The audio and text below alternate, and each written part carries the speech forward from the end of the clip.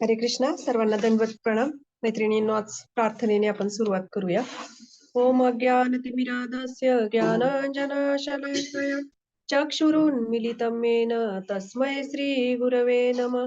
नमो विष्णुपदाय कृष्णप्रेष्ठाय भूतले श्रीमते भक्तिवेदांत स्वामिनीति नामिने. नमस्ते सरस्वती देवे गौरवाणी प्रचारिणे निर्विशेष शून्यवादी पाश्चात्य देश तारिणे. जय श्री कृष्ण चैतन्य प्रभु नित्यानंद श्री अद्वैत गदाधर श्रीवासादि गौर भक्त वृंद. हरे कृष्णा कृष्णा कृष्णा हरे हरे, हरे राम राम राम हरे हरे. हरे कृष्णा. आपल्या नेहमीच्या गीतामृत मालिकेमध्ये सर्वजणींचे स्वागत. आज आपण 11वा अध्याय याच्यातील 4था श्लोक बघणार आहोत. तर बघूया आता या 4थ्या श्लोकामध्ये अर्जुन काय म्हणत आहेत. मनस्य यदि तच्छक्यं मया दृष्टमिति प्रभो योगेश्वर ततो मे त्वं दर्शयात्मानमव्ययम्. भाषांतर. हे प्रभो, मला तुमचे विश्वरूप पाहणे शक्य आहे असे तुम्हाला जर वाटत असेल तर हे योगेश्वरा, तुम्ही कृपया ते आपले अमर्याद विश्वरूप मला दाखवा. आता आपण जसं मागच्या अध्यायामध्ये आपण बघितलं की भगवंतांची शक्ती, ऐश्वर्य काय आहे ते आपण बघितले. आणि आता ह्या अध्यायामध्ये विश्वरूप दर्शन म्हणजे हे पण एक प्रकारचं भगवंतांचं ऐश्वर्यच आहे. तर हे विश्वरूप दर्शन म्हणजे पूर्ण ब्रह्मांड, पूर्ण विश्व हे कशा पद्धतीने भगवंतांमध्ये सामावलेलं आहे. तर हा अध्याय म्हणजे तोच विश्वरूप योग दर्शन. तर आज आपण बघूया की याच्यामध्ये अर्जुन नेमकं भगवंतांना काय म्हणत आहेत. तर अर्जुन इथे काय म्हणत आहेत की तुमचे विश्वरूप पाहणे शक्य आहे. म्हणजे जर मी पाहण्यासाठी मला जर ते शक्य आहे किंवा मी पाहू शकतो असे जर तुम्हाला वाटत असेल, तर भगवंतांना ते सांगतायत, असे जर तुम्हाला वाटत असेल तर हे योगेश्वरा, कृपया आपले अमर्याद असे विश्वरूप मला तुम्ही दाखवा. म्हणजे अर्जुन इथे काय करत आहेत, विनंती करत आहेत. परंतु याच्यामध्ये आपण बघू शकतो की ही जी विनंती अर्जुन करत आहे, तर याच्यामध्ये ही जी अर्जुनाची काय दिसते आहे, आपल्याला नम्रता दिसत आहे. की आता ही नम्रता म्हणजे आपण बघितलं की मागच्या काही श्लोकांमध्ये आपण भगवंत हे पण सांगत आहेत की पुरुषांमध्ये अर्जुन मी आहे. एका ठिकाणी अर्जुनाचा ते उल्लेख करत आहेत. का करत आहेत ते अर्जुनाचा उल्लेख? कारण अर्जुन हा त्यांचा एक परम मित्र, सहृदय, म्हणजे सगळ्याच बाबतीत अर्जुनाला भगवंतांनी काय केलेलं आहे, सगळ्यात वरचं स्थान दिलेलं आहे. आणि म्हणून एका ठिकाणी अर्जुनाचा उल्लेख भगवंत म्हणत आहेत की पुरुषांमध्ये मी अर्जुन आहे. मग याच्यावरून विचार करा की हा अर्जुन भगवंतांना किती प्रिय आहे. की ज्या अर्जुनाला भगवद्गीतामध्ये भगवद्गीता भगवंत साक्षात भगवद्गीता सांगत आहेत. तर इथे हेच अर्जुनाला भगवंत भगवद्गीता सांगत आहेत, शिष्याच्या रूपामध्ये स्वीकारलेला आहे. आणि सगळ्यात महत्वाचा, अर्जुन हा भगवंतांचा सखा आहे आणि तो त्यामुळे भगवंतांच्या अगदी हृदयाच्या जवळ आहे. आणि या श्लोकामध्ये इथे अर्जुन काय म्हणत आहे भगवंतांना, तरी म्हणजे याच्यामधले अर्जुन की तुम्हाला जर असं वाटत असेल की मी विश्वरूप पाहणे मला शक्य आहे, म्हणजे मी पाहू शकतो, असे जर तुम्हाला वाटत असेल तर तुम्ही मला कृपया ते दाखवा. म्हणजे अर्जुन स्वतःची पात्रता, म्हणजे थोडक्यात काय की ही जी शुद्ध भक्तांची ही जी नम्रता असते, तर ही गोष्ट आपण याच्यातून बघू शकतो.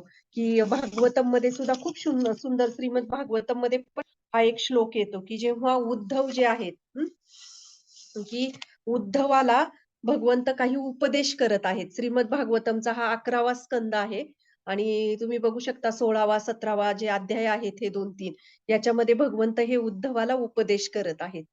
आणि हा उद्धव पण भगवंतांना तितकाच प्रिय होता. मग ह्या उद्धवाला असं म्हणतात की फक्त मोरपीस धारण कोण केलेले आहे भगवंतांनी, याच्यावरून कळायचं की हे भगवंत आहेत. म्हणजे इतका उद्धव हे भगवंतांसारखे अगदी सेम, काहीच फरक नव्हता. फक्त मोरपीस नसलेले म्हणजे उद्धव. म्हणजे हे उद्धव भगवंतांना किती प्रिय आहेत. आणि याच्यातून आपण एक बघू शकतो की जे व्रजवासी भगवान श्रीकृष्णांना अतिशय प्रिय आहेत, आणि त्या व्रजवासियांना संदेश देण्यासाठी त्यांनी उद्धवाची निवड केली. म्हणजे ह्याच्यातून आपला जर काही महत्त्वाचा निरोप असेल, हं, किंवा खूप काही आय-एम-पी असेल, काहीतरी महत्त्वपूर्ण असेल, जे आपल्या अगदी हृदयाच्या जवळ असेल, तर अशा वेळेस आपल्याला तो मेसेज द्यायचा आहे. तर मैत्रिणींनो, याच्यातून आपण बघू शकतो, की आपण कोणाला निवडतो? ज्यावेळेस आपल्याला असं काही महत्त्वपूर्ण काही कार्यभार असेल किंवा काही जबाबदारी असेल, ती आपल्याला द्यायची असेल, तर आपण पण अशी व्यक्ती निवडतो ना, की जी ती त्याच्यासाठी सक्षम असू शकते आणि जिच्यावर आपला विश्वास असू शकतो. मग जे व्रजवासी भगवंतांच्या हृदयामध्ये आहेत, भगवान श्रीकृष्णांच्या आणि त्या व्रजवासियांना निरोप देण्यासाठी, भगवंतांचा संदेश देण्यासाठी ते उद्धवाला निवडतात आणि उद्धवाला वृंदावनला पाठवतात. यावरून आपल्याला उद्धवांची पात्रता समजते. तर त्या एका श्लोकामध्ये पण असाच एक सेम श्लोक आहे. सॉरी, त्या अध्यायामध्ये. तर याच्यामध्ये मला वाटतं मागच्या वेळेस पण मी हा सांगितला असेल श्लोक, मला आठवत नाही. परंतु आपण बघूया या श्लोकामध्ये. वासुदेव भगवतां तं तु भागवतेष्वहं किं पुरुषाणां हनुमान विद्याद्राणां सुदर्शन. भगवान नाम धारण करण्यास पात्र व्यक्तींमध्ये मी वासुदेव आणि माझ्या भक्तांमध्ये मी उद्धव आहे. किम पुरुषांमध्ये मी हनुमान आणि विद्याधरांमध्ये सुदर्शन आहे. म्हणजे याच्यातून बघा भगवंत काय म्हणत आहेत, की माझ्या भक्तांमध्ये मी उद्धव आहे. म्हणजे उद्धवाचं स्थान किती वरच्या स्तरावरचं आहे. आणि जेव्हा वृंदावनला जातात आणि वृंदावनला ते बघतात, की गोपींचा स्तर काय आहे. गोपीं इतकं प्रेम कोणीच भगवंतांवर करू शकत नाही. आणि तेच उद्धव काय म्हणतात एका ठिकाणी, की त्या गोपींची चरणधूळ मला प्राप्त व्हावी, ही प्रार्थना उद्धव करतात. म्हणजे इमॅजिन करा याच्यातून आपण काय शिकू शकतो, की हे भगवंतांचे भक्त हे किती प्रिय आहेत भगवंतांना. पण जेव्हा ते बघतात, तेव्हा त्यांच्या जीवनामध्ये त्यांच्या जसं गोपींना उद्धवानी बघितलं, की लगेच उद्धवांना असं वाटलं, की मी म्हणजे काहीच नाहीये.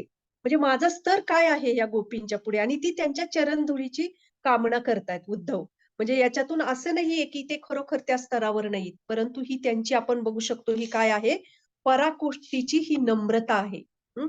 जर आपण ह्याच्यातून आपल्या जीवनामध्ये आपण काय शिकू शकतो ह्याच्यामध्ये? की आपल्या जीवनामध्ये, की कधी-कधी आपल्या जीवनामध्ये आपल्याला काही गोष्टी प्राप्त होतात. जीवनात. काही गोष्टी आपल्याला सहजरित्या प्राप्त होतात. जशा सेवा असतील, कुठलीही गोष्ट असू शकते. हं. आणि जर योग्य वेळी आपण जर ती गोष्ट समजून घेण्याचा प्रयत्न केला नाही, त्याच्यामागे तत्व काय आहे, ते समजून घेण्याचा जर प्रयत्न केला नाही, तर जी गोष्ट आपला उद्धार करते, तीच गोष्ट काय करू शकते, आपल्यासाठी घातक ठरू शकते. म्हणजे आपण हे 2 उदाहरणं बघितली. अशी तर किती असंख्य उदाहरणं आहेत. भगवंतांच्या भक्तांची ही जी नम्रता आहे. जेव्हा भक्तिविनोद ठाकूर किंवा हे जे आचार्य होऊन गेलेत, ते स्वतःला असं म्हणतात, की आम्ही एका विष्ठेतल्या किड्याप्रमाणे आहोत. की एक विष्ठेतल्या किडा जो आहे त्याप्रमाणे आपण आहोत. असं ते स्वतःला म्हणून घेतात. मग असं आपण म्हणायचं का, की अरे एवढे मोठे आचार्य आहेत आणि ते भगवंतांचे भक्त आहेत. म्हणजे मग ते काय म्हणायचं म्हणून थोडीच म्हणतायत. म्हणजे काहीतरी म्हणायचं म्हणून म्हणतात. नाही. तर ही खरोखरची नम्रता आहे. जसं-जसं स्तर उंचावत जातो वैष्णवांचा, तशी-तशी जो स्तर उंचावत जातो, तशी-तशी ती नम्रता अधिकाधिक त्यांच्या हृदयामध्ये काय होते? वृद्धिंगत होत जाते. तर हे आपण याच्यातून शिकू शकतो, की जेव्हा आपल्या जीवनामध्ये सुद्धा काही गोष्टी सहजरित्या आपल्याला प्राप्त होतात, की आपण आपल्याकडं कसं आहे ना, की आपण कलियुगामध्ये राहतोय, आणि कलियुगामध्ये आपण राहतो. त्यामुळं काय होतं ना, की आपल्याला काही गोष्टींची हे होत नाही. कलियुगामध्ये राहिल्यामुळे काही गोष्टी आपल्या हृदयामध्ये आपल्याला वाटू शकतं, की ती नम्रता आहे, तो माझा आत्मसन्मान आहे, किंवा तो माझा स्वाभिमान आहे.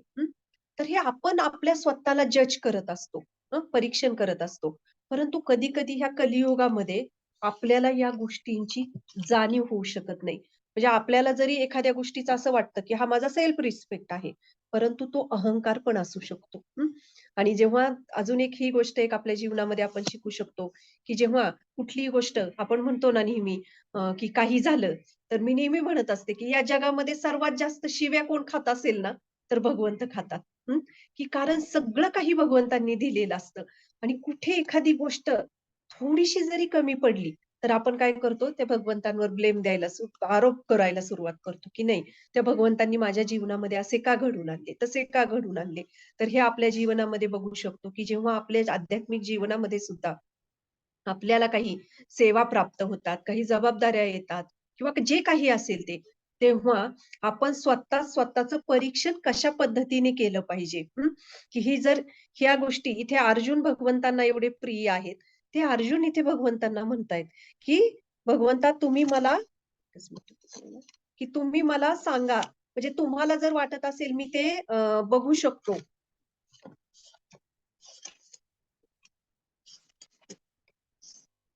मी तुमचं विश्वरूप दर्शन पाहू शकतो, असे जर तुम्हाला वाटत असेल, तर ते विनंती करतायत, तुम्ही मला दाखवा. म्हणजे हे अर्जुन किती भगवंतांचे प्रिय आहेत. म्हणजे याच्यातून आपल्या जीवनामध्ये आपण शिकू शकतो, तर आपण कुठे आहोत? हं.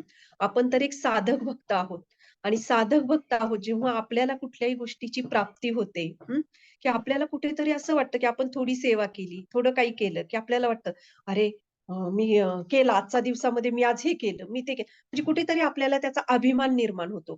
की आणि आपण राहत असतो अभक्तांच्या ह्या जे वातावरण कलियुगाचं आपण बघतो, की सगळं अभक्तांचं वातावरण आहे आणि त्यांच्यामध्ये जेव्हा आपण जातो, तेव्हा नकळतपणे आपण स्वतःला काय करतो, श्रेष्ठ समजतो, की अरे माझ्या गळ्यामध्ये कंठी आहे, मी नियमांचं पालन करत आहे, मला शास्त्रांचं ज्ञान आहे, हं, की मी भगवद्गीतेचा अभ्यास करत आहे. म्हणजे किती गोष्टींचा मी रोज 16 माळा जप करत आहे, मी हरिनाम करत आणि नकळतपणे आपण आपला दर्जा काय करतो, की स्वतःला समजतो, की मी श्रेष्ठ आहे किंवा मी ही जबाबदारी किती छान पद्धतीने पेलवत आहे किंवा मी ही सेवा किती छान पद्धतीने करत आहे. हे आपणच आपल्या स्वतःचं गुणगान करत असतो नकळतपणे. याच्यातून आपण शिकू शकतो, की अर्जुनासारखी व्यक्ती, उद्धवासारखी व्यक्ती जर भगवंतांना विनंती करत आहे अर्जुन इथे, की "हे भगवंता तुम्हाला जर वाटत असेल मी पात्र आहे, तर तुम्ही कृपया मला ते विश्वरूप दर्शन दाखवा." मग आपल्या जीवनामध्ये आपण किती कृतज्ञ राहिला पाहिजे. म्हणजे एवढी-एवढी जरी गोष्ट काही प्राप्त झाली, सेवा प्राप्त झाली आणि त्या सेवेमागे काही आपले संघर्ष आले, तर आपल्याला कुठेतरी आपण वाटतं, की अरे मी एवढं म्हणजे आपल्या भौतिक जीवनामध्ये पण आपण बघू शकतो, की काही संकट आलं, की लगेच आपण म्हणतो, की त्या देवाचं आपण जरी नाही म्हटलं तरी आपल्याला 4 लोकं पण ऐकवणारे असतात आणि आपण साधक स्तरावर आहेत. आपली पण श्रद्धा कुठेतरी डळमळीत होते अशा वेळेस, की "काय हो तुम्ही एवढं देवाचं करता, तरी तुमच्या मागे एवढे आजारपण आहेत, तुमच्या मागे एवढी संकट आहेत, हे कशासाठी आहे?" आणि कुठेतरी आपल्यालाही वाटते, की "अरे, मी त्या भगवंतांचं एवढं करते किंवा एवढं करतोय, तरी माझ्या जीवनामध्ये हे संकट, हे संघर्ष का दिलेले आहेत?" तर याच्यातून आपण शिकू शकतो, की जेव्हा आपण सुद्धा कितीही आध्यात्मिक स्तरावर वरचा स्तर गाठू देत, कितीही आध्यात्मिक आपली प्रगती होऊ दे. आध्यात्मिक प्रगतीचा निकष हा आहे, की जशी-जशी आध्यात्मिक प्रगती होत जाते, तशी-तशी ती व्यक्ती, तो वैष्णव स्वतःला निम्न स्तरावर समजायला लागतो. म्हणजे कसं आहे बघा ना, भौतिक जगामधला नियम हा वेगळा आहे. भौतिक जगामध्ये जसं-जसं त्या व्यक्तीची प्रगती होते, तसा त्याचा मान-सन्मान पण वाढतो. त्याची पोस्ट पोझिशन वाढते आणि इथं त्यालाही स्वतःला तो एक त्या पोझिशनवर तो जातो. आणि इथे आध्यात्मिक जीवनामध्ये त्या आध्यात्मिक जीवनामध्ये जशी त्याची प्रगती होत राहते, तसं तो स्वतःला काय करतो, निम्न स्तरावर समजायला लागतो. तर ही आध्यात्मिक जीवन आहे. आध्यात्मिक जीवन आणि भौतिक जीवन हा पूर्णपणे विरोधाभास आहे.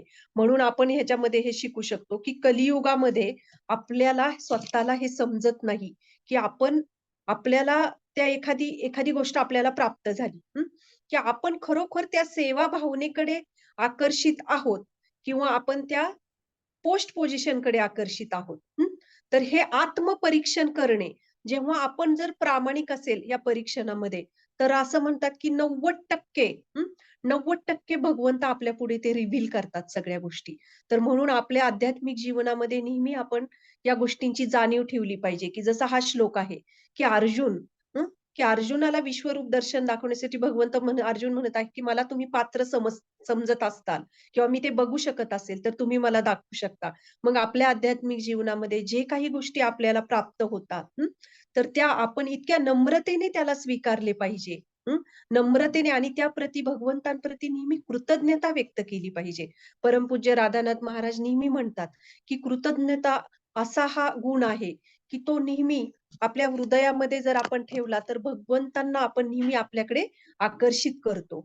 तर नेहमी आपण सुद्धा आपल्याला कितीही गोष्टींची प्राप्ती झाली, आध्यात्मिक जीवनामध्ये, तरी आपण भगवंतांप्रती कृतज्ञ राहायला शिकलं पाहिजे. आणि सगळ्यात महत्त्वाची कृतज्ञता म्हणजे नेहमी एक आपलं पूर्वीचं आयुष्य काय होतं, आणि आध्यात्मिक जीवनामध्ये आपण आल्यानंतर आपलं आयुष्य काय आहे, हे आपण कधी विसरले नाही पाहिजे. मी काही दिवसांपूर्वी मला वाटतं 2-3 दिवसांपूर्वी एक महाराजांचा ना एक प्रश्न उत्तर काही कोट स्वरूपात मला नेमकं आठवत नाही. तर ते मी वाचत होते. तर त्याच्यात महाराज सांगतात, की इतकं सुंदर महाराज सांगतात, की ते म्हणतात, की आपल्याला आपले पाय जमिनीवर ठेवण्यासाठी किंवा आपल्याला आपण रोज आपलं एक दिनचर्या अशी ठेवली पाहिजे, की रोज आपण संध्याकाळी जेव्हा झोपतो तेव्हा आपण विचार केला का पाहिजे, की झोपताना आपण नोंद करून ठेवली पाहिजे, की अरे मी आज माझ्या दिवसभरामध्ये वैष्णवांना संतुष्ट करण्यासाठी काय केले? किंवा मी भगवंतांना आनंदी करण्यासाठी काय सेवा केलेली आहे? तर त्याची आपण नोंद ठेवली पाहिजे. आणि सगळ्यात महत्त्वाचं आपण आपलं पूर्वीचं भौतिक जीवन जे असेल किंवा पूर्वीचं अध्यात्मामध्ये ना, ते आपण कधीही विसरले नाही पाहिजे. जेव्हा आपल्याला त्याचं स्मरण होतं, की अरे पूर्वीचं आयुष्य माझं काय होतं आणि आता माझ्या आयुष्यामध्ये काय बदल झालेले आहेत, याची जेव्हा आपण जाणीव ठेवतो, तेव्हा नक्कीच आपले पाय जमिनीवर राहण्यासाठी मदत करतात. आणि दुसरी गोष्ट म्हणजे आपल्या हृदयामध्ये तो कृतज्ञतेचा भाव नेहमी दाटून येतो. नाहीतर काय होतं, की आपण म्हणतो ना, देणाऱ्याने देत जावे, घेणाऱ्याने एक दिवस त्याचे हात घ्यावे, असं आपण म्हणतो ना, की त्याची देण्याची वृत्ती आपण आपल्याकडे स्वीकारावी. अगदी तसंच जेव्हा आपण या गोष्टीची कृतज्ञता ठेवतो, की मग आपल्याला जाणीव होते, की अरे माझं पूर्वीचं आयुष्य काय होतं? आज माझ्या आध्यात्मिक जीवनामध्ये मी माझं आयुष्य कशी जगत आहे किंवा कसा जगत आहे? याची जाणीव आपण नेहमी वारंवार जेव्हा ठेवतो ना, तेव्हा आपोआप आपल्याला भगवंतांप्रती कृतज्ञता निर्माण होते आपल्या हृदयामध्ये. आणि आपण भगवंतांना जे काही मिळालेलं आहे, त्याच्याप्रती ग्रॅटिट्यूड व्यक्त करून ती गोष्ट आपण अतिशय नम्रतेने आणि अतिशय प्रामाणिकपणे आपण ते आपल्या जीवनामध्ये स्वीकारू शकतो. कारण ते करण्यासाठी आपल्याला नक्कीच प्रेरणा मिळू शकते. की जसं आता कसं आहे, तर ही गोष्ट आपल्यावरच अवलंबून आहे, की आपण किती ती नम्रतेने स्वीकारतोय किंवा जे काही दिलंय भगवंतांनी. आणि आपण याचा कधी विचार करतो का, की एखादी गोष्ट आपल्याला प्राप्त झाली. एखाद्या आध्यात्मिक जीवनामध्ये तर आपल्याला सगळं काही भगवंत देत आहेत भरभरून, वैष्णव देत आहेत. पण आपण कधी विचार करतो का याचा, की खरोखर मी याच्यासाठी पात्र आहे का? म्हणजे शब्दांमधली फक्त ही नम्रता आपल्याला ठेवायची नाही, तर ती आपल्या आचरणातून कधी-कधी म्हणतात, की शब्द इतके बोलत नाही, तितकं आपलं आचरण बोलतं. की आपल्या शब्दांमध्ये ती न दिसता ती आपल्या आचरणामध्ये दिसली पाहिजे. आणि मग आपण ते जेव्हा आचरणात आणून नकळतपणे आपण सुद्धा भगवंतांना कृतज्ञता व्यक्त करू, की "अरे भगवंता, की खरोखर मी ह्याच्यासाठी पात्र आहे का? हं, की मला हा जो मार्ग दिलेला आहे, माझ्या आध्यात्मिक जीवनामध्ये ज्या काही गोष्टी तुम्ही दिलेल्या आहेत, वैष्णवांचा संग दिलेला आहे, मी खरोखर त्याच्यासाठी पात्र आहे का?" आणि जेव्हा आपण स्वतःला प्रश्न विचारतो, तेव्हा आपण खऱ्या अर्थाने म्हणू शकतो, की आपण आत्मचिंतन करतो. खरे तर भगवंत हे सर्वांना काही भरभरून देत आहेत. की जसा सूर्यप्रकाश आहे. आता सूर्यप्रकाश जर तो किती आपण तो सूर्यप्रकाश घ्यायचा, हा सर्वस्वी आपल्यावर अवलंबून आहे. असे काही आहे का? सूर्याने काही त्याचा जो प्रकाश आहे, त्याची जी किरणं आहेत, ते रोखून धरले आहेत का? सगळ्यांसाठी अवेलेबल करून दिलेला आहे. परंतु तो सूर्यप्रकाश आपण स्वतःसाठी किती अवेलेबल करून घ्यायचा, हे सर्वस्वी काय आहे? आपल्यावर अवलंबून आहे. त्यामुळे आपण म्हणतो ना, की नाही माझ्या भाग्यातच नव्हतं किंवा मला भगवंतांनी बघू, कधी भगवंत माझ्यावर कृपा देतील तेव्हा मी येईल मंदिरामध्ये किंवा करेल कधी क्लास अटेंड, असं आपण म्हणत असतो नेहमी. परंतु जसा सूर्यप्रकाश सगळ्यांसाठी अवेलेबल आहे, तसं भगवंतांनी सुद्धा सगळ्यांसाठी त्यांचं प्रेम दिलेलं आहे. फक्त ते आपण घ्यायचं की नाही हे आपल्यावर अवलंबून आहे. म्हणून जो नेहमी भगवंतांवर एक पक्षपातीपणाचा जो आरोप केला जातो, की भगवंत हे पक्षपाती आहेत, त्यांच्या भक्तांना जास्त ते जवळ करतात. नाही, भगवंत हे सगळ्यांसाठी अवेलेबल आहेत. फक्त आपण ते किती स्वीकारतोय, आपली किती सिन्सिअरिटी आहे, याच्यावर ही गोष्ट अवलंबून आहे. की आपण ह्याच्यामध्ये कृष्ण लीलेमध्ये जेव्हा भगवंत मथुरेमध्ये प्रवेश करतात, कृष्ण बलराम आणि जेव्हा ते त्या रस्त्याने जात असतात, सगळ्यांना माहिती आहे ती लीला, की त्याच्यामध्ये भगवंत सुरुवातीला त्या ह्याच्याकडे जातात, हारवाल्याकडे जातात. तो हार तयार करत असतो आणि जेव्हा तो हार तयार करतो, तेव्हा तो भगवंत त्यातनं कृष्ण बलराम हार मागतात आणि तो हार पटकन देऊन टाकतो तो हारवाला. म्हणजे त्याला त्याच्याप्रती म्हणजे असं नाहीये, की मला काहीतरी प्राप्त होईल यांच्याकडून किंवा माझं दुःख नाहीसं होईल, अशी कुठलीच भावना नसते.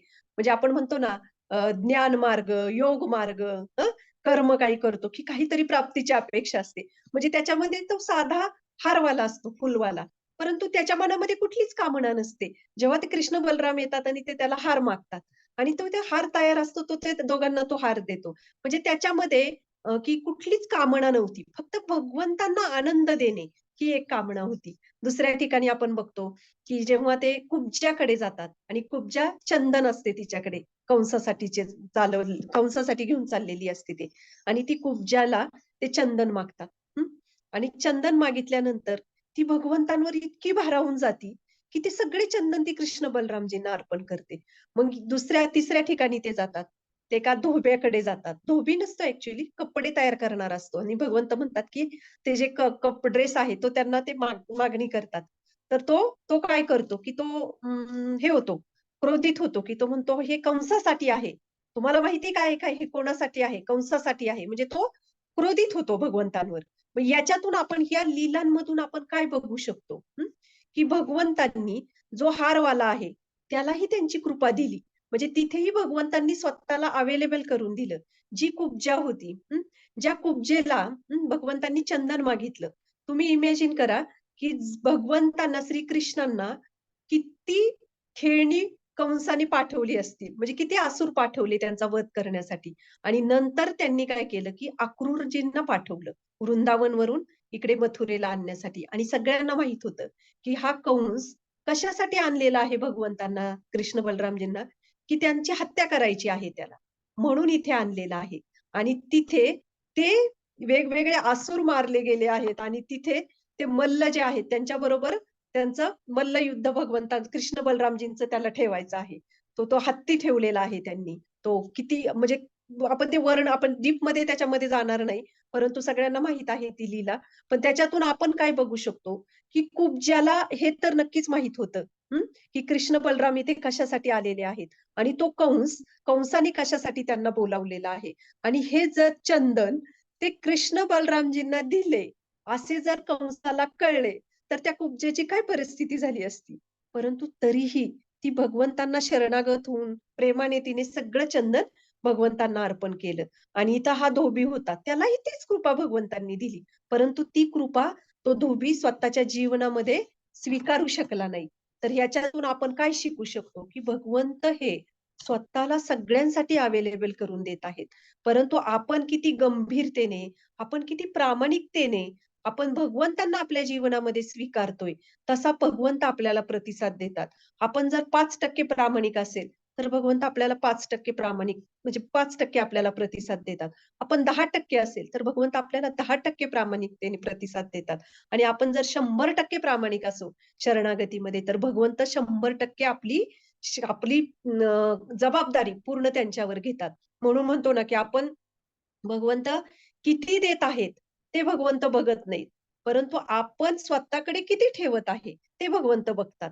म्हणजे ठेवत काय आहे, की शरणागतीमध्ये पण आपण बघू शकतो, की आपण स्वतःवर किती स्वतःच्या ह्याच्यावर आपला किती विश्वास आहे, की नाही मी ही गोष्ट करेन. मला ठीक आहे, इथे-इथे मी भगवंत आता हे कसं व्हायचं? म्हणजे तिथे आपण शरणागती स्वीकारतोय आणि काही ठिकाणी आपण म्हणतोय, की नाही मी सक्षम आहे ह्या गोष्टींसाठी. मग भगवंत म्हणतात, "ठीक आहे, तू तू सक्षम आहे, तर तू तुझी जबाबदारी घे." म्हणून म्हणतात, की शुद्ध भक्त जे असतात, ते पूर्णपणे सर्वस्वी भगवंतांवर अवलंबून असतात. कारण त्यांच्यामध्ये तो काय असतो, दृढ विश्वास असतो, की भगवंत हे माझी पूर्ण जबाबदारी स्वीकारतील आणि भगवंत हे माझी काळजी घेतात.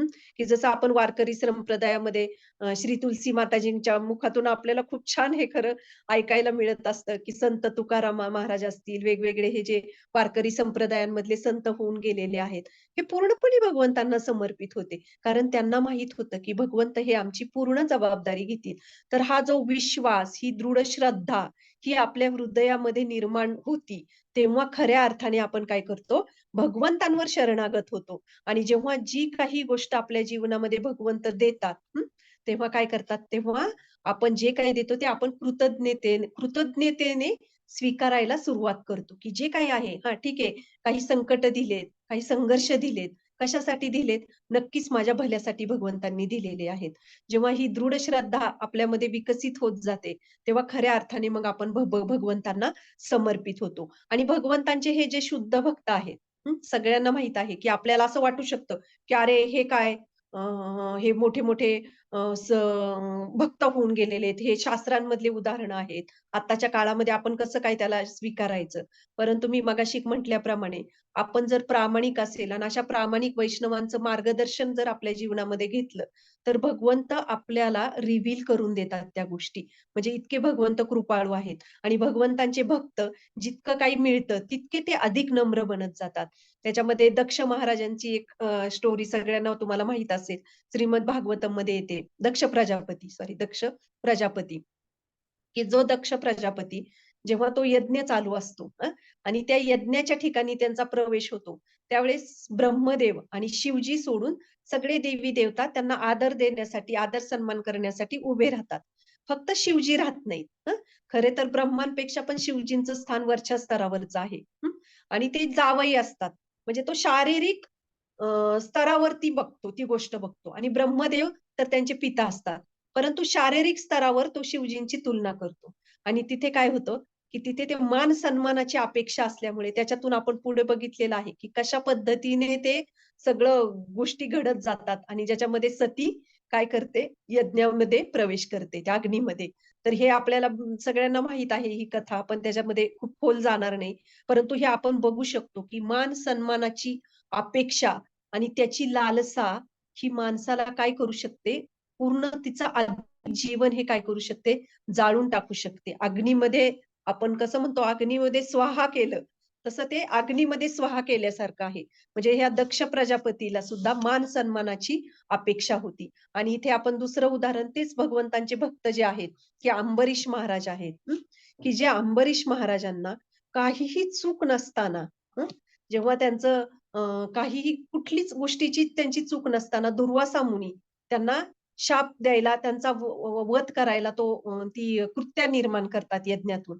आणि तिथे मात्र अंबरीश महाराज शांतपणे त्याला कुठलाही म्हणजे हे करत नाहीत, विरोध करत नाहीत. जेव्हा सुदर्शनजी मागे लागतात दुर्वासा मुनींच्या, सर्व ब्रह्मांडामध्ये ते जातात. पण शेवटी भगवंत सांगतात, की जेव्हा तुम्हाला अंबरीश महाराजांना तुम्ही हे करताल, क्षमा मागताल, तेव्हाच तुमची ह्याच्यातून मुक्तता होईल. म्हणजे याच्यातून आपण बघू शकतो, की हेच अंबरीश महाराज भगवंतांचे शुद्ध भक्त आहेत आणि त्यांच्यामध्ये ती शक्ती होती.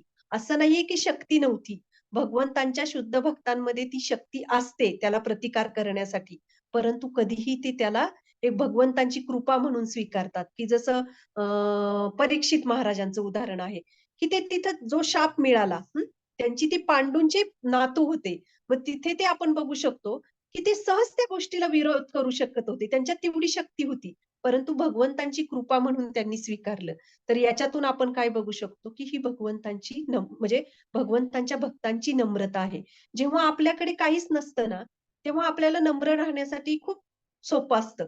परंतु जेव्हा आपल्याकडे पॉवर असते, कुठल्या गोष्टीची शक्ती असते, ताकद असते आपल्याकडे, आपण काही करू शकतो त्याच्यामध्ये, तेव्हा नम्र राहणे हे अतिशय कठीण असते. आपण म्हणतो ना, एखादा गरीब असेल परिस्थिती, त्याला नम्र राहायला काय लागते? कारण त्याच्याकडे काय आहे? अहंकार करण्यासाठी. पण एखाद्याकडे सगळे असून पण नम्र राहणे, तर ही गोष्ट अतिशय अवघड असते. तर हे आपण बघू शकतो भगवंतांचे हे शुद्ध भक्त त्यांच्यामध्ये ती शक्ती होती. परंतु त्यांनी त्याच्यातून आपण त्यांच्या जीवनामध्ये आपण बघू शकतो, की ही नम्रता आहे. चित्रकेतू महाराजांचं उदाहरण आपल्याला माहीत आहे, की जेव्हा चित्रकेतू महाराज, जेव्हा पार्वतीचा शाप चित्रकेतू महाराजांना मिळाला, तेव्हा त्यांनी तो किती आदराने आणि पार्वती मातेचा आदर करून ही भगवंतांची कृपा आहे, असे समजून तो स्वीकारला चित्रकेतू महाराजांनी. तर हे भगवंतांचे भक्त माधवेंद्र पुरी चैतन्य चरितामृतमध्ये ती कथा आपल्याला सगळ्यांना माहीत आहे, की हे माधवेंद्र पुरी जेव्हा खीरचोर गोपीनाथ येथे ती लीला घडली आणि सगळ्या गावात जेव्हा होतं, की अरे माधवेंद्र पुरींसाठी भगवंतांनी खीर चोरली. माधवेंद्र पुरींसाठी भगवंतांनी खीर चोरली. म्हणजे हे किती मोठे भक्त आहेत भगवंतांचे आणि दर्शनाची लाईन त्यांच्या दर्शनासाठी त्यांच्याकडे ती लाईन लागते दिवसभर गावातल्यांची. त्या रात्री माधवेंद्र पुरींना कुठेतरी वाटतं, की हा माझ्यासाठी मिळालेला मान-सन्मान आहे हा माझ्यासाठी किती घातक आहे आणि त्यांना ते असह्य होतं आणि त्याच रात्री माधवेंद्रपुरी ते स्थान सोडून निघून जातात.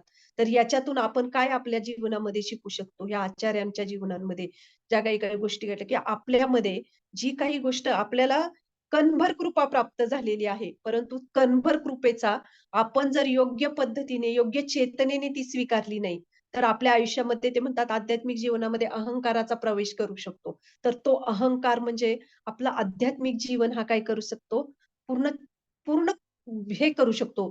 काय म्हणू शकतो आपण नष्ट करू शकतो तो अहंकार. तर ही गोष्ट आपण शिकू शकतो ह्या आपल्या जीवनामध्ये, की आपण सुद्धा जी काही गोष्ट प्राप्त झाली, खरे तर कुठलीही आध्यात्मिक जीवनामध्ये गोष्ट प्राप्त होते, तेव्हा ती एक कृतज्ञ बनण्याची भगवंत आपल्याला खरे तर एक संधी देतात. परंतु त्या संधीचा जर वापर आपण केला नाही, म्हणजे बघा संधी एखाद्या गोष्टीचं वेळ असेल, काळ असेल, कुठलीही गोष्ट असेल, हं. त्या संधीचं रूपांतर त्या भाग्यामध्ये करणे किंवा त्याच संधीचं रूपांतर अभाग्यामध्ये करणे, तर हे आपल्यावर अवलंबून असतं. जेव्हा एखादी सेवा आपल्याला प्राप्त होते, तर त्या सेवेमधून जर आपल्याला अहंकार प्राप्त होतो, अहंकार निर्माण होतो, हं, तर त्यानेच काय होते आपली अधोगती होते. परंतु त्याच कणभर सेवेने आपल्यामध्ये कृतज्ञतेचा भाव जर दाटून आला, की हां, माझी पात्रता नाहीये, परंतु भगवंतांनी मला ती गोष्ट दिली. जेव्हा आपण असे नम्र बनतो, तर तीच आपली सद्भाग्याची गोष्ट बनते आध्यात्मिक जीवनामध्ये. तर हे आपण याच्यामधून शिकू शकतो. श्रील प्रभुपादांचं दूरचं कशाला श्रील प्रभुपादांचं उदाहरण आपण बघू शकतो. हं, की प्रभुपादांना जेव्हा प्रभुपाद नेहमी त्यांच्या शिष्यांपाशी बसायचे. अशा कितीतरी घटना आहेत, की जेव्हा प्रभुपादांच्या डोळ्यांमध्ये अश्रू यायचे आणि प्रभुपाद म्हणायचे, की तुम्ही म्हणजे खरं तर ही सगळं जे काही जगभर प्रचार केलेला आहे, तो श्री प्रभुपादांनी केलेला आहे. परंतु प्रभुपाद काय म्हणतात, की जेव्हा असे बसायचे, तेव्हा कधी-कधी त्यांच्या डोळ्यांमधून अश्रू यायचे. त्यांच्या शिष्यांना ते नेहमी म्हणायचे, की तुम्ही माझ्या गुरु महाराजांची जी आज्ञा आहे, जे कार्य आहे, ते पूर्ण करण्यासाठी तुम्ही मला हातभार लावलेला आहे, मदत केलेली आहे आणि मी तुमच्या प्रती नेहमी कृतज्ञ राहील. आणि त्या कृतज्ञतेने श्री प्रभुपादांच्या डोळ्यांमधून अश्रू यायचे. तर हे उदाहरण म्हणजे आपण गंभीरतेने आध्यात्मिक जीवन म्हणजे खरं तर खऱ्या अर्थाने खूप गंभीर आहे. आध्यात्मिक जीवन म्हणजे 16 माळा जप करायच्या, छान वाचन करतोय आणि खूप छान-छान सगळं चाललंय. तर हे खरं तर आध्यात्मिक ही साधना आपण म्हणू शकतो. परंतु खऱ्या आध्यात्मिक जीवनाची ही सुरुवात आहे, की जेव्हा आपल्या जीवनामध्ये असे काही संघर्ष येतात आणि अशा आचार्यांची उदाहरणं आपण स्मरण करतो आणि त्याच्यातून आपण काय शिकू शकतो आपल्या जीवनामध्ये याचा प्रयत्न करतो. तर आध्यात्मिक जीवन म्हणजे हे खरंच गंभीर आहे आणि त्याच्यातून चिंतन, मंथन हे करण्यासाठी खरं तर आध्यात्मिक जीवन आहे. आपण जर वरच्या स्तरावर काही गोष्टींमध्ये आपण राहिलो, तर नक्कीच आपण त्या खोलीमध्ये जाणार नाहीत. म्हणून आपण ह्या उदाहरणांद्वारे आपण शिकू शकतो. कितीतरी गोष्टी आहेत त्याच्यामध्ये हं, की किती म्हणजे प्रत्येक श्लोक मी नेहमी म्हणत असते, की कुठलाही श्लोक असेल, तेव्हा आपण त्याचे शब्द वाचतो. त्याचा अर्थ वाचतो. परंतु त्याच्या मागचा गुह्य अर्थ जाणून घेण्यासाठी आपल्याला त्याच्यामध्ये खोल जावे लागते. आणि जेव्हा आध्यात्मिक जीवनामध्ये आपल्याला अशी संधी प्राप्त होतात. भले भौतिक दृष्टीने ते एखादं संकट असेल भौतिक दृष्टीने, परंतु ती आध्यात्मिक दृष्टीने एक सेवेची संधी असू शकते किंवा आपल्यामधील जे काही अनर्थ असतील किंवा भगवंताची ती कृपा असेल, की आपल्याला लवकर आपलं शुद्धीकरण करायचं असेल भगवंतांना. तर या भावनेने, या चेतनेने आपण जेव्हा ते स्वीकारू, तर नक्कीच आपल्याला आपल्या आध्यात्मिक जीवनामध्ये, आपल्या कुठल्याही संघर्षामध्ये ही भावना जशी वृद्धिंगत होईल, तशी काय प्राप्त होईल आपल्याला? आपल्याला एक भगवंतांप्रती कृतज्ञता आणि एक आनंद, कुठल्याही गोष्टीमधला आनंद घेणे. कारण कुठली गोष्ट आपण जेव्हा करतो, तेव्हा त्याच्यामध्ये आनंद प्राप्तीचा आपण विचार करतो, की हां, मला ह्याच्यामध्ये आनंद होईल का? त्याच्यामध्ये खरे तर ही पण एक इंद्रिय तृप्ती आहे. परंतु जेव्हा आपण विचार करतो, की नाही मला आनंद प्राप्त होईल की नाही माहिती नाही. परंतु भगवंतांना ह्याच्यातून आनंद प्राप्त होत असेल, तर मी नक्कीच ती गोष्ट स्वीकारेल. तर ही खरे तर समर्पणाची भावना आहे, ही शरणागतीची भावना आहे, की मला स्वतःला कधी-कधी एक मला आता उदाहरण मला माहित नाही हे किती योग्य आहे. मला आता सुचतंय म्हणून मी एक शेअर करते, की आपण सगळ्या माताजी आहोत. सगळ्या जणी आई झालेल्या आहोत. तर एक भावना हृदयामध्ये येणे, की मला आई बनायचंय किंवा मला मातृत्व प्राप्त करायचंय. तर याच्यामध्ये मला मातृत्व प्राप्त करणं म्हणजे काय? कुठेतरी स्वतःला ती आकांक्षा आहे, ती इच्छा आहे. स्वतःची इंद्रिय ही आहे, तृप्त म्हणजे इंद्रिय तृप्ती आहे, की मला मातृत्व प्राप्त करायचंय. आणि इथे आपण भक्ती सिद्धांत सरस्वती ठाकूरांचं पण मला एक उदाहरण आठवतं, की ते नेहमी म्हणायचे, की मला जे पुत्र प्राप्त होतील किंवा मी जर विवाह केला, तर त्याच्यातून जर काही जी मुलं निर्माण होतील, ती जर पूर्ण कृष्ण भावनामय असतील, तर मी नक्कीच म्हणजे ते सगळे भगवंतांशी समर्पित असतील, तर मी असे विवाह करायला तयार आहे. मग याच्यातून आपण काय शिकू शकतो, की कुठलीही गोष्ट मला आनंद प्राप्त होतोय, मी करते किंवा माझ्यासाठी ती आहे, तर हे आपला स्वतःचा आनंद आहे. परंतु जेव्हा आपण समजतो, की नाही मला इतरांसाठी ती गोष्ट करायची, तेव्हा तो आपण बघू शकतो, की हा दुसऱ्यांसाठीचा आपण भगवंतांसाठीचा, दुसऱ्यांसाठीचा म्हणजे भगवंतांसाठीचा तो मला आनंद आहे, की भगवंतांसाठी मी करते. तर ती खऱ्या अर्थाने आपण म्हणू शकतो, की भक्तीची ती एक पराकाष्ठा आहे. तर याच्यामध्ये हेच आपण शिकू शकतो, की अर्जुन या स्तरावर आहे. आपण वेगवेगळी उदाहरणं घेतली. चित्रकेतू महाराज, अंबरीश महाराज आहेत. हे वेगवेगळ्या माधवेंद्र पुरी आहेत. श्रील प्रभुपाद आहेत. त्याच्या उदाहरणांद्वारे आपण बघू शकतो, की हे भक्त हे वैष्णव किती समर्पित आहेत आणि त्या समर्पित भावनेने जे काही आमची पात्रता असेल, तर तुम्ही नक्कीच आमच्यावरती कृपा करा, अशी प्रार्थना ते करत आहेत. तर हे आपल्या जीवनामध्ये आपण शिकू शकतो, की प्रत्येक ठिकाणी कृतज्ञतेचा भाव आपल्या हृदयामध्ये निर्माण करणे आणि त्याच्यासाठी प्रामाणिक अशा वैष्णवांचा संग घेणे. म्हणजे ही गोष्ट अशी आहे, की ती आपोआप निर्माण होणार नाही किंवा शास्त्र वाचून त्याच्यातला गुह्य अर्थ आपल्याला सुचणार म्हणजे तो तो निर्माण होणार नाही किंवा तो समजणार नाहीये. तर आपल्याला प्रामाणिक अशा वैष्णवांचीच गरज आपल्या जीवनामध्ये लागते. त्यामुळे आपण नेहमी प्रार्थना केली पाहिजे भगवंतांना, की तुमचा हा गंभीर जो संदेश आहे, गहन खोल जो संदेश आहे, तो समजण्यासाठी आम्हालाही आमच्या जीवनामध्ये असे वैष्णव द्या. अशा वैष्णवांचा संग द्या, जेणेकरून आम्हाला हे गुह्य अर्थ समजू शकतील. तर अशा पद्धतीने मैत्रिणींनो आपण या श्लोकावर आज प्रकाश टाकण्याचा प्रयत्न केला. काल आम्ही कोल्हापूरला होतो 2 दिवस. तर मला ते शेअर करावंसं वाटतंय, की इतके सुंदर विग्रह श्री राधा माधव यांचा जो प्राणप्रतिष्ठापन सोहळा जो आहे तो आम्ही बघितला. तेव्हा महाराजांनी खूप सुंदर म्हणजे त्या कोल्हापूरच्या भक्तांचं म्हणजे ह्या श्लोकाशी कनेक्टेड आहे म्हणून मला सांगावसं वाटलंय, की इतकं गुणगान केलं तिथल्या भक्तांचं आणि महाराज खूप सुंदर उदाहरण देतात, की ते सांगतात, की कित्येक वर्षांपासून हे जे भक्त आहेत ना, की इथे हरिनाम घेत आहेत. आणि त्या ध्वनीच्या म्हणजे ही कित्येक वर्षांची साधना आहे आणि ह्या ध्वनीच्या रूपाने आज श्री राधा माधव एका रूपामध्ये अवतीर्ण झालेले आहेत. म्हणजे काय की आपली साधना, आपलं हरिनाम आणि त्याच्यातून भगवंतांनी हे रूप इथे घेतलेलं आहे श्री राधा माधव आणि त्याच्यातून भगवंत ही सेवा स्वीकारण्यासाठी आले आहेत. आणि महाराज एक खूप सुंदर वाक्य सांगतात, की महाराज सांगतात, की जेव्हा भक्त एकमेकांना आदर देतात, एकमेकांप्रती आदर देतात आणि एकमेकांप्रती सेवा भावना त्यांची वृद्धिंगत करतात. तेव्हा त्या ठिकाणी भगवंत हे आनंदाने सेवा स्वीकारण्यासाठी येतात. तर भगवंतांची सेवा करण्याचं जे सूत्र आहे किंवा भगवंतांना आनंद प्राप्त करण्याचं जे सूत्र आहे, तर महाराज सांगत होते, की वैष्णवांनी एकमेकांना आदर देऊन एकमेकांच्या संघामध्ये प्रेमाने भगवंतांची सेवा करणे. तेव्हा त्या ठिकाणी भगवंत अवतीर्ण होतात आणि कोल्हापूरच्या या भक्तांच्या ह्या हाकेला प्रतिसाद दिलेला आहे. श्री राधा माधव यांनी. त्यामुळे श्री राधा माधव तिथे आलेले आहेत. तर हे खूप सुंदर महाराजांनी सांगितलं. तर खरंच अशा वैष्णवांचा, अशा भक्तांचा संग आपल्यालाही प्राप्त हो, अशी आपण प्रार्थना आपल्या जीवनामध्येही करू शकतो. Thank you. हरे कृष्णा. याच्यावर काही आज कोणाला प्रश्न असतील किंवा कोणाला काही कमेंट्स असतील तर प्लीज तुम्ही शेअर करू शकता.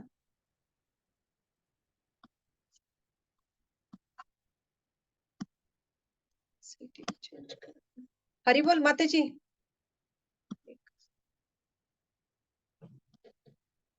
आणि गोपी माताजी सेटिंग चेंज करताय का? एकच मिनिट.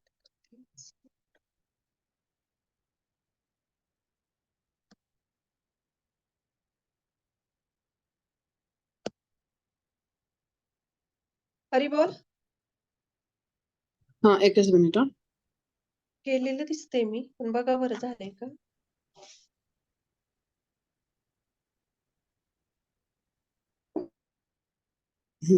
केलं.